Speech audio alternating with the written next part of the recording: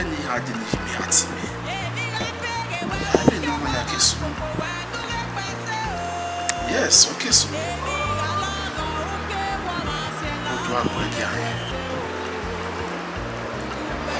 Yes. Now, here you were a Ehimwenma. Now, okay.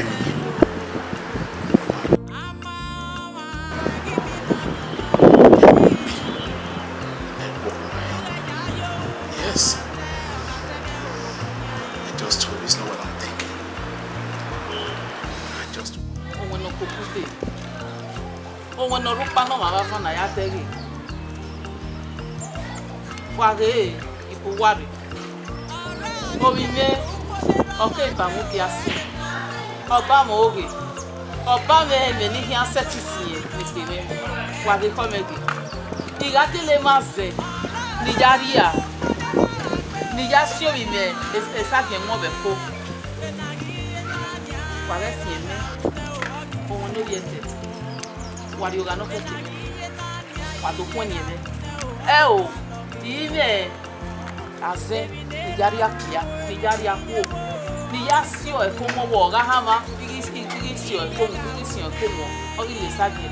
O ma koma no gi we, no gi sie fa na jo ne.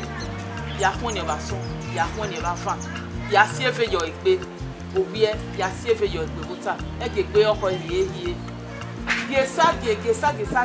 No ga meka wai, no ga lega di wai. E ke pe oko. Na re na wa no wai. Wa we. Wala. E ga sunu de ari yo. Ista koyo. No tina.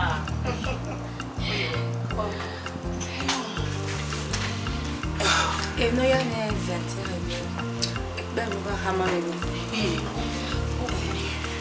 Minha mãe só daí mas se do ganha when we do am dia ke me oje na me do waste your time was o bone bane na we wan le marry do we see big baby ya do check in we want we wanya we quick ba me ko e ke fu me o ije soge Soki pe ye. Madam. Na wo e pire la, wo e pire. Na e ko mata.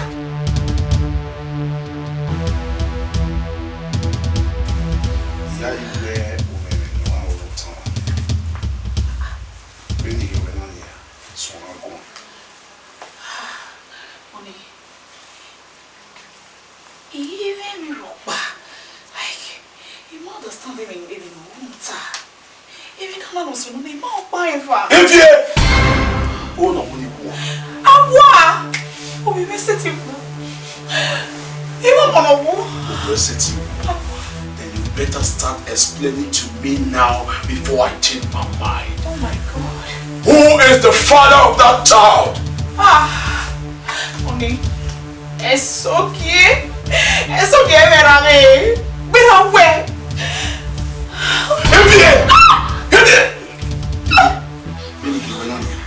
If you talk to me, who is the father of that child?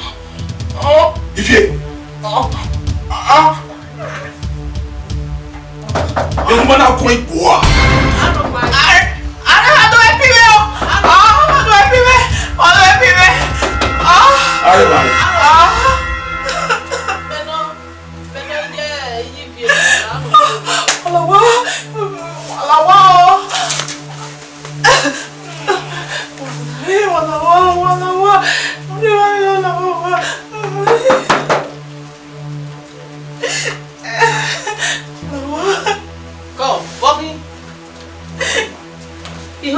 so gie na atina kewe we egbe owo meme ni hiata na ko biare ma abala me ya go pastor na o si egbe na if you walking bosun walking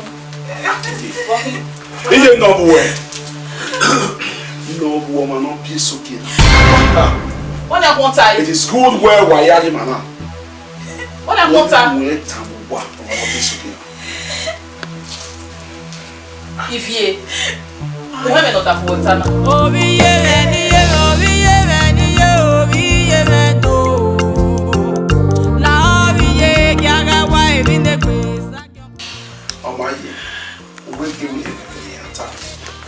my yard, I will not be my madam. Speak up.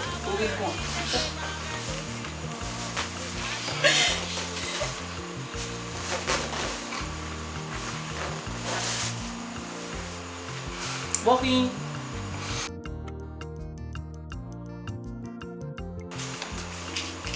Let me make water.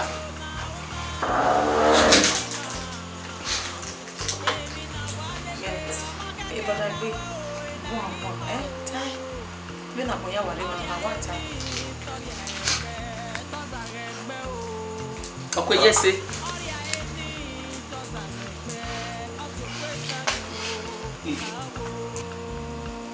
Tima, ele dá na sua.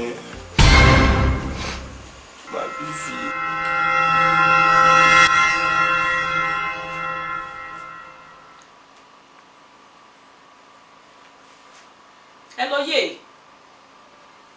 Ye. Me so one. Ọ̀rọ̀ pẹ̀rú wa o. O. Ẹgbẹ̀rú wa. So púpọ̀ ní ẹ̀tì àkí yán kí gẹ̀tì yóò tọ́. Okay. Ọmọ mẹ́rú wa máa ìfẹ́ wẹ́ o. Yán. Dèbí gùnmẹ́. Ọmọ.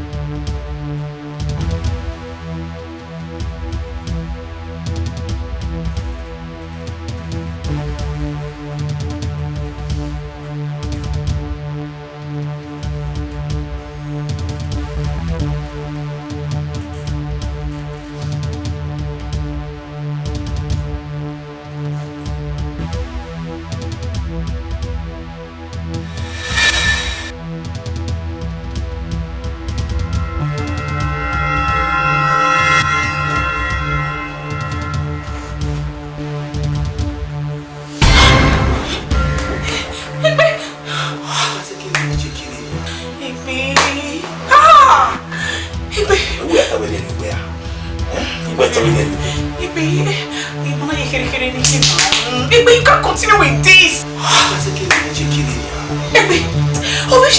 We are blood. Now you mother. I can't wait.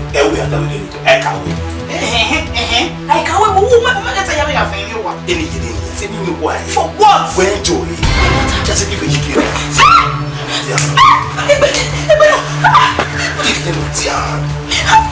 Oh my God!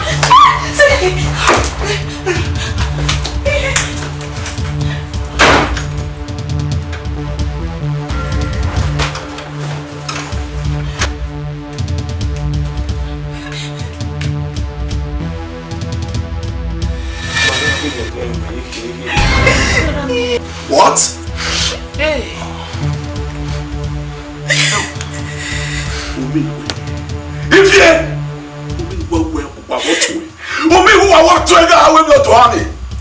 If you guys were sleeping together. You were sleeping with each other.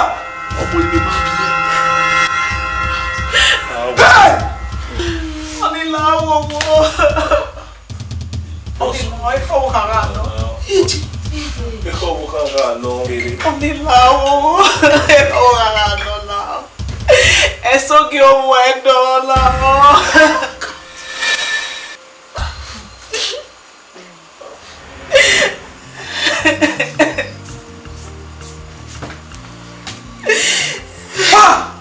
Oh, so what's it with you, brother? What's it what you both so me with you guys? Me ye quick, oh, when I'm more, I'm not going. When I'm going, bros.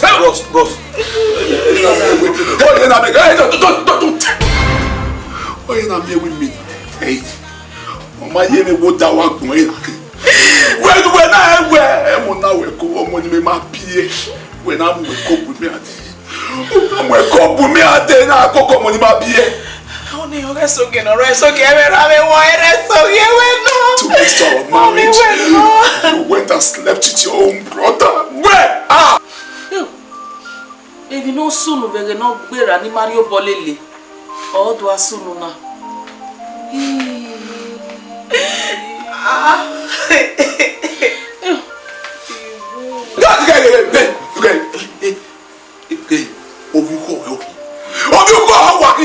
You're such a fool.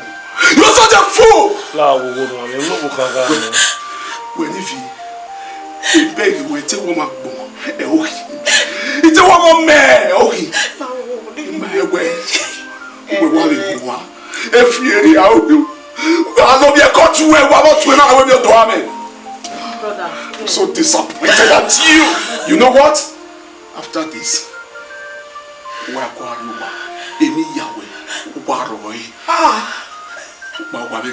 This marriage is over between us. Don't my friend, just keep quiet. Shut your mouth. Let me say that I will shoot you.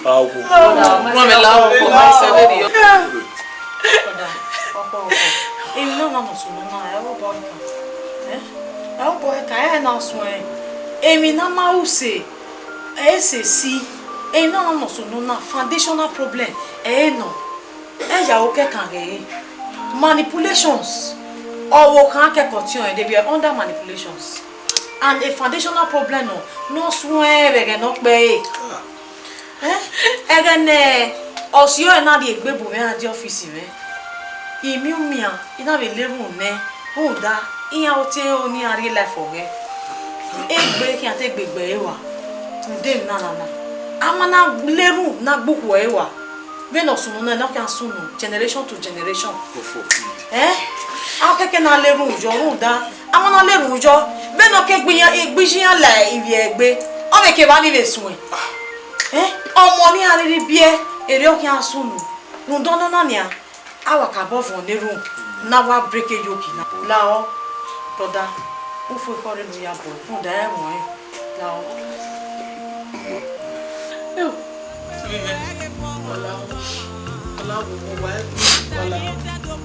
Egbe mi no sunu na o te keke ni gugu e wa re no gbe lo emi no te keke ni uno so my mawe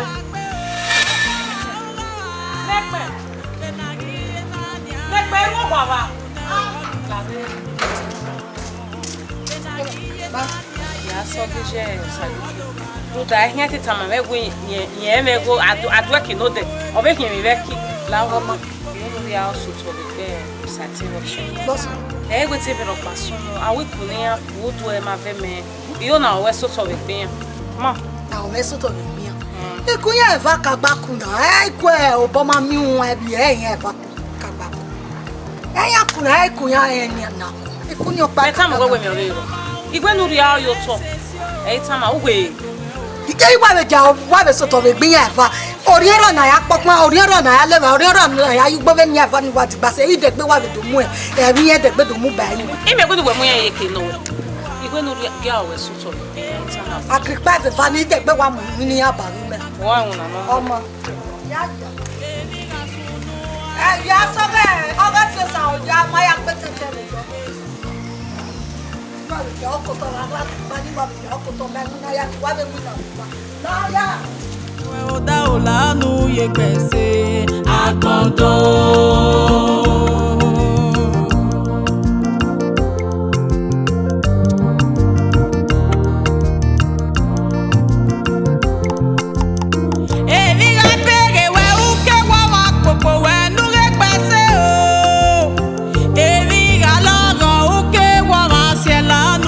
kwese o.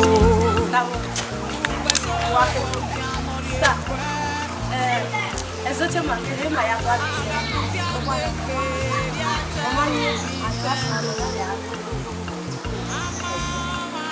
Ezote makere ego ti ase eje na. Mama mi oti. Ni metana o satire na je na o. Uke wa tomatoma evi oboni akubebo.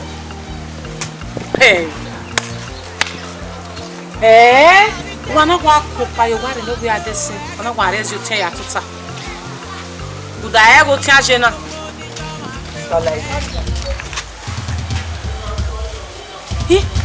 Me go side go o side na pa save ai mutia. Wari kan brebe. Wari. Money kwapi wa. Ma ti bo sunu. Se mi no pa sunu. Se mi no pa sunu ti ma ya ku. O ti ma te ya kwa lo mama mi e ma na so. Ego ti aje na ni omo mo gwe kugun a. Telu no pa ro. Ma le ba se ba yi metri ni mi le ni. E mata. Telu no pa ro.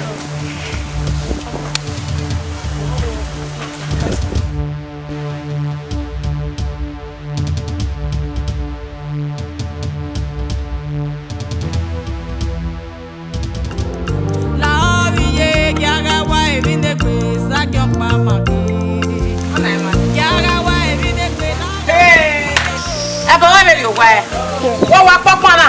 Awo papa wo wa ina na la na we ke. Very I say, you go no for here what it is. Stagele. Stawe. Yeah, say na we are so davo. Yes.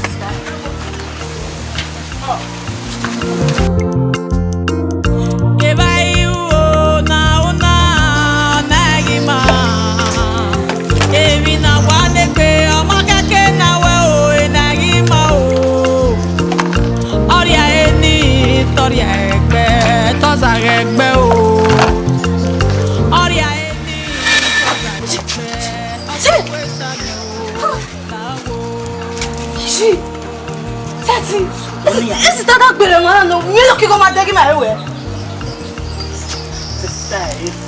Vai tá não, isso é sério. Olha me mexer, né? É meu é yoga. Se nem aí. Ali o guaiado vai lá. Benho! Benho!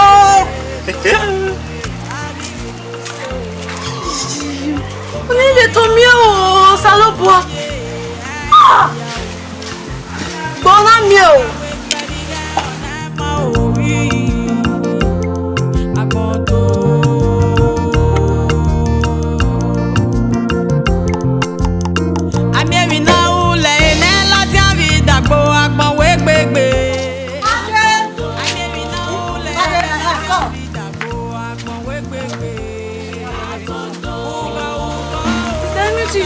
Você vai não troca. Vai ver o sete Eu satiro wana, satiro piano ho we ba ho si ori ke ni waje, wo pa do agba omi mi o wa. Não, sister. Yaro wo sete pa yo wa re. Ina ro wa. Sete pa se mi yo wa. We aro wa. O sati pa yo wa re. Ọmọ fẹ́ me ma Oh, sister, we not one na. Who want to see you in dia? The plan we no abi, plan we no. Made. Oh, sister, I met you. See me here. See me here. What Made. Ya, o sati aro wa. Made jiro. Ki made na aro wa. O sati jiro pa. Made we leli mi aro do etusa. Made we ru dawe o sati ro wa.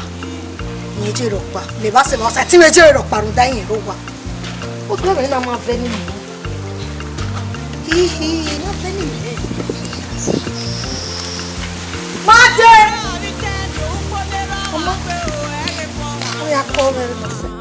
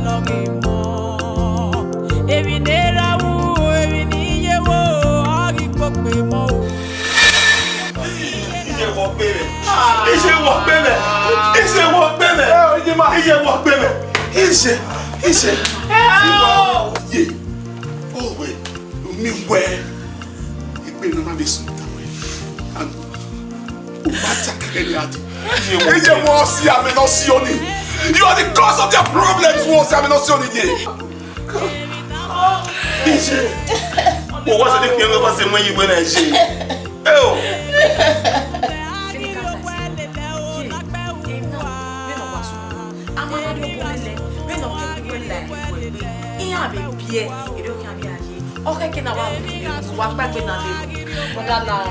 Manipulation, no. Emi no wa sunu de no. Manipulation na problem wa no. Na so kote.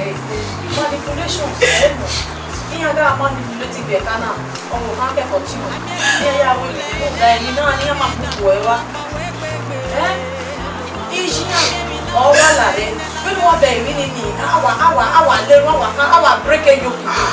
If additional problem ni only looking at I'm not so many problem here.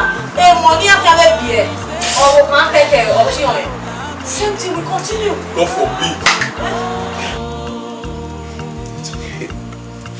It's okay. Because of God, I want to is human and to forgive you still fine. Donnie, so Bobano, a marriage now. It's over between us. Yes, I'm a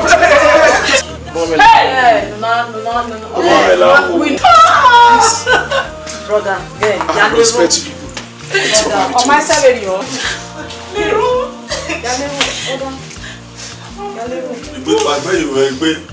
It's okay. Anyway now.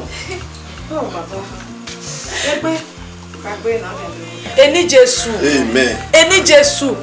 Eni Jesu. Papa ne papa. Ma we igyo wa na yo wo. Ru da u ka le be no ma we o ene mi na mu yo wo. Nu seti awu. Papa ma na do go family na. What? Papa. Dr. Wahai. It's okay. Jesus. God! Jesus. Oh, Jesus. Okay, Jesus,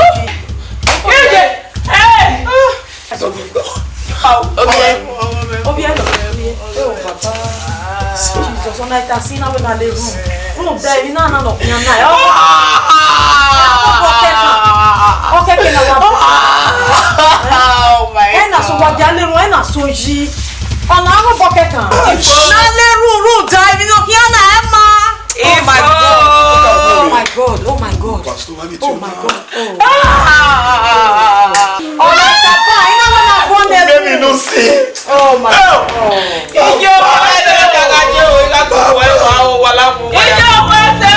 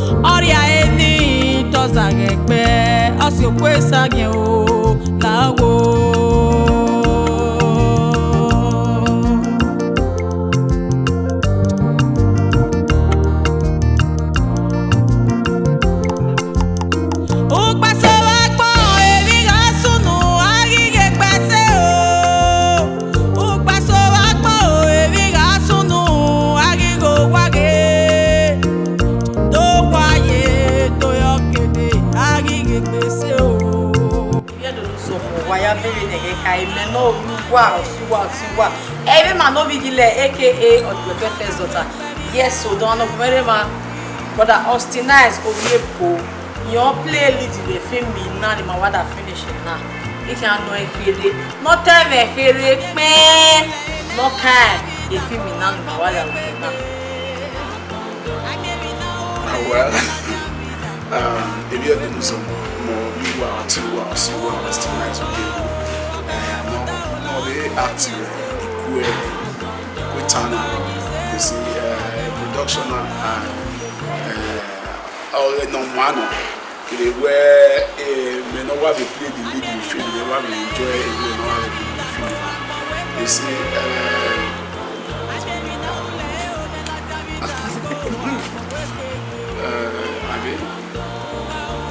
I may not play role, I want to enjoy the role, and the film now.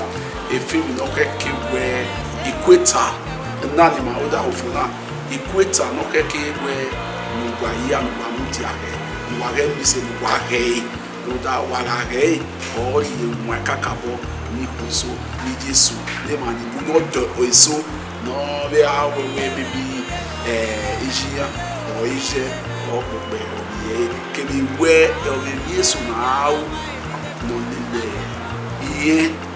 yes no the ra the more one and no the ra like bomb the moment okay kigari be na mana zo e be no na sume ni o to wa sun dan ya na udawa so iyo mo kebero wala wini wana ube wala o wata latia wa so e wa ke do afete logi mo le do wa logi mo wa die e o ni keke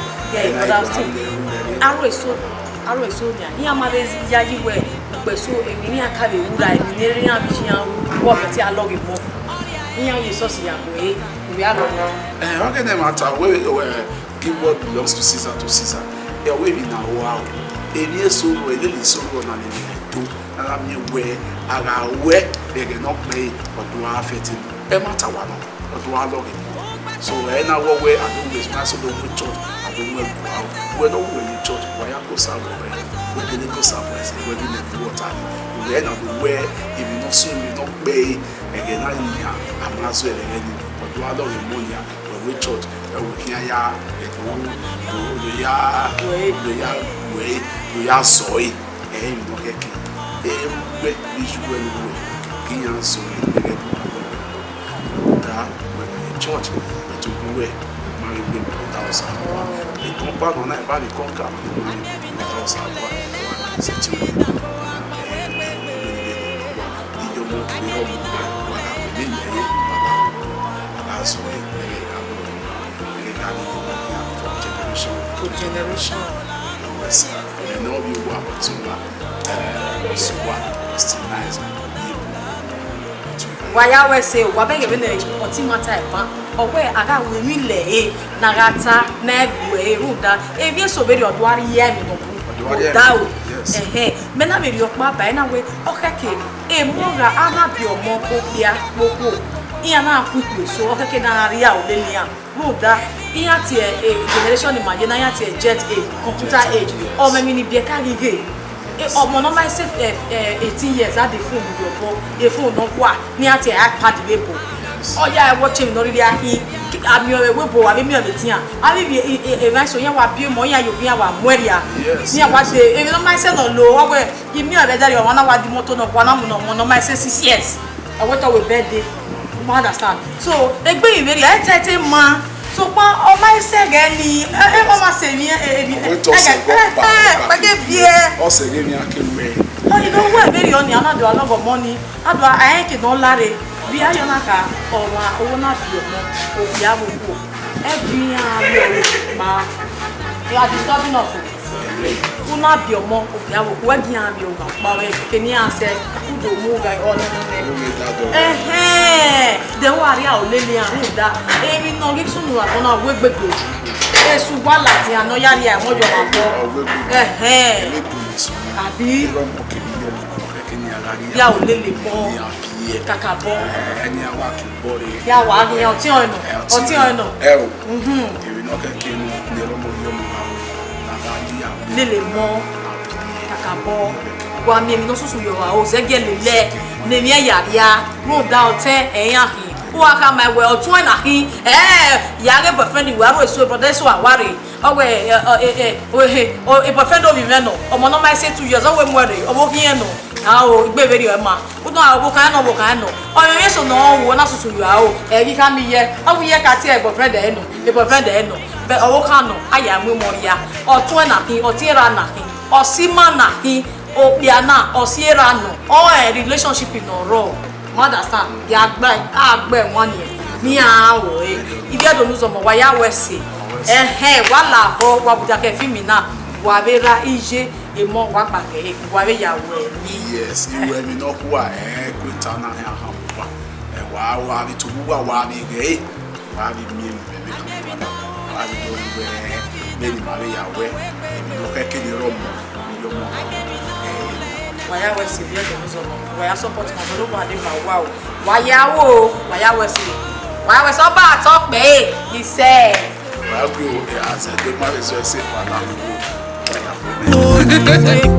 Agbondo.